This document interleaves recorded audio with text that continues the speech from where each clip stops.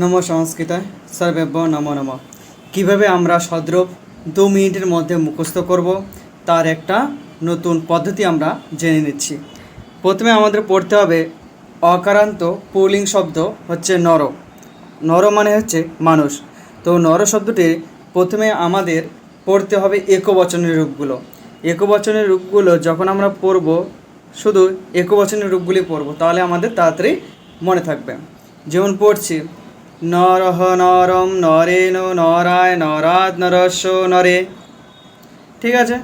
দ্বিবচনের ক্ষেত্রে একই রকম হবে, নরৌ নরৌ নরাভ্যাম নরাভ্যাম নরাভ্যাম নরয় নরয়।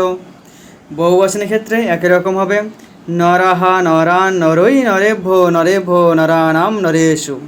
ঠিক আছে। তাহলে আমরা একই রকমভাবে আবার পড়ছি। একবচনে নরহ নরম নরেন নরায় নরাদ নরস্য নরে। দ্বিবচনের ক্ষেত্রে নরৌ নরৌ নরাভ্যাম নরাভ্যাম নরাভ্যাম নরয় নরয়। বহুবচনের ক্ষেত্রে নরহা নরান নরৈ নরেভ্যো নরেভ্যো নরানাম নরেষু। তাহলে এইভাবে পড়লে তোমাদের শব্দ তাড়াতাড়ি মনে থাকবে এবং তোমরা কোনোদিনও ভুলতে পারবে না।